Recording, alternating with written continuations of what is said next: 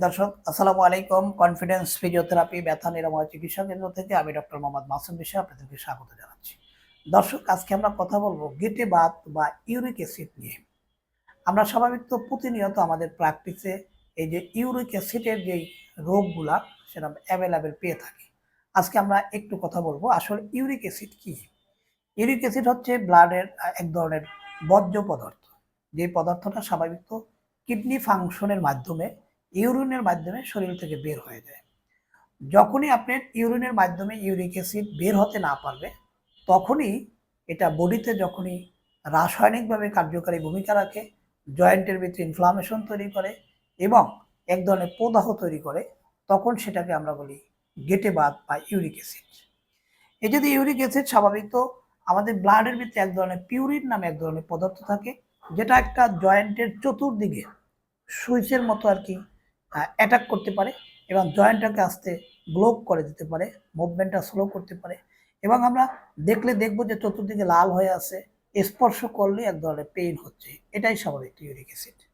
এই uric acid আমাদের বডিতে স্বাভাবিক তো পায়ের বুড়ো আঙ্গুল, যেটাকে আমরা গ্রেড টো বলি, বুড়ো আঙ্গুলে অ্যাটাক করতে পারে, জয়েন্টের যে কোনো আঙ্গুলে অ্যাটাক করতে পারে এবং পায়ের গোড়ালি, বিশেষ করে পায়ের যে গোড়ালির যে উপরের দিকে অংশটা, যেখানে মাংস কম, যেখানে হাড় আছে, সেখানে দেখবেন যে অনেক হঠাৎ করে লাল হয়ে যাচ্ছে এবং সেখানে চাপ দিলে তীব্র পেইন হচ্ছে। এটা স্বাভাবিক তো ইউরিক অ্যাসিডের লক্ষণ।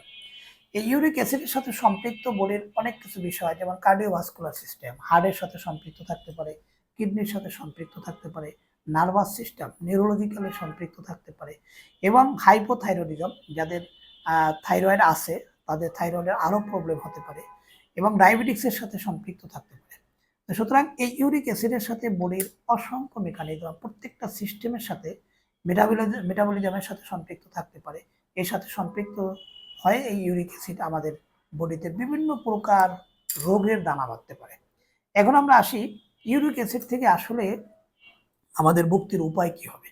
প্রথমে হচ্ছে আমাদের সবচেয়ে ইম্পর্টেন্ট হচ্ছে আমাদের কিডনি ফাংশন ঠিক আছে কিনা, অর্থাৎ আমাদের বডিতে যে অতিরিক্ত ইউরিক অ্যাসিড হচ্ছে সেটা আমার কিডনি ঠিক মতো বডি থেকে ইউরিনের মাধ্যমে পাস করতে পারছে কিনা।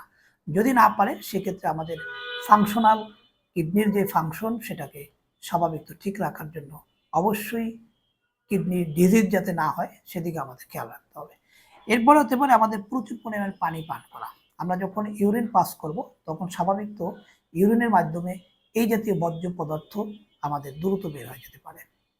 এরপর হতে পারে আমাদের যদি দীর্ঘদিন যদি কারো কিডনি ডিজিজ থাকে, সেখান থেকে যে মেডিকেশনগুলো দেওয়া হয় সেগুলো সঠিকভাবে সেই মেডিকেশনগুলো আমরা নিচ্ছি কিনা সেদিকে আমাদের খেয়াল রাখতে হবে। এরপরে আমরা আসি ইউরিক অ্যাসিডের সাথে বেশ কিছু খাবারের সম্পৃক্ততা রয়েছে। যেমন আমরা সবচেয়ে কমন কিছু খাবারের নাম বলি, যেমন রেডমিট। রেডমিট বলতে আমরা খাসির মাংস, গরুর মাংস, এই মাংসটাকে সবচেয়ে বেশি আমরা বুঝিয়ে থাকি।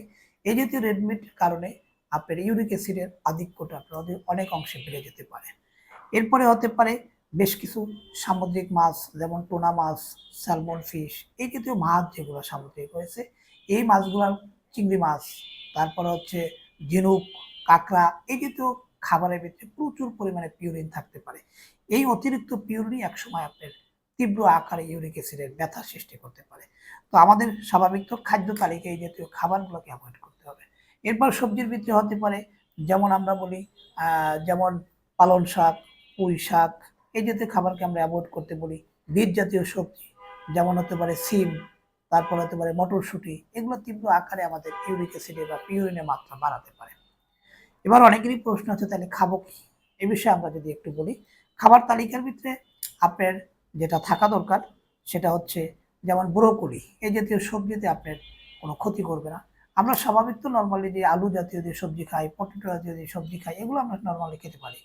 এবং আমাদের সবচেয়ে খেয়াল রাখতে হবে যে সমস্ত দেশীয় মাছ, এগুলোর ভিতরে ইউরিক অ্যাসিড বাড়ার কোনো সম্ভাবনা নাই, সেগুলো আমরা রীতিমতো খেতে পারি, তাতে কোনো অসুবিধা নাই।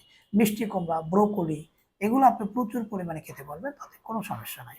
এবং পর্যাপ্ত পরিমাণে পানি পান করা। এবং আপনার সবচেয়ে ভয়ঙ্কর দিক হচ্ছে যারা নিয়মিত ধূমপান করেন, যারা বিড়ি সিগারেটে যারা অভ্যস্ত, তাদের এটা কমায় নিতে হবে।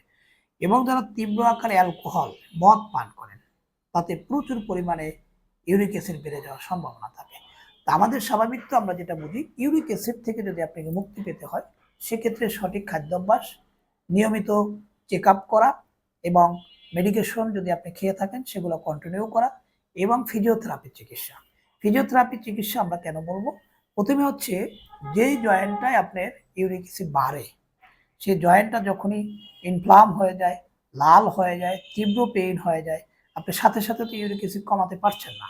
সেই ক্ষেত্রে আপনাকে ফিজিওথেরাপির বেশ কিছু মডালিটিস, বেশ কিছু ফিজিক্যাল এক্সারসাইজ, বেশ কিছু ম্যানুয়াল টেকনিক এর মাধ্যমে আমরা সেই ইনফ্লাম জয়েন্টটাকে আস্তে আস্তে ইনফ্লাম রোধ করতে পারি এবং জয়েন্টটাকে সচল করতে পারি, সার্কুলেশন ডেভেলপ করতে পারি এবং পেইনের তীব্রতা আমরা কমায় নিয়ে আসতে পারি। প্রিয় দর্শক, আজকে এই পর্যন্তই। যারা এই জাতীয় বাত ব্যথা কিংবা যে কোনো মাংসপেশি ব্যথায় ভুগে থাকেন এবং আমাদের এই ভিডিওগুলো নিয়মিত দেখেন, অবশ্যই লাইক, কমেন্ট, শেয়ার করবেন। কোনো কিছু জানার থাকলে লিখবেন, আমরা উত্তর দেওয়ার চেষ্টা করব। আসসালামু আলাইকুম।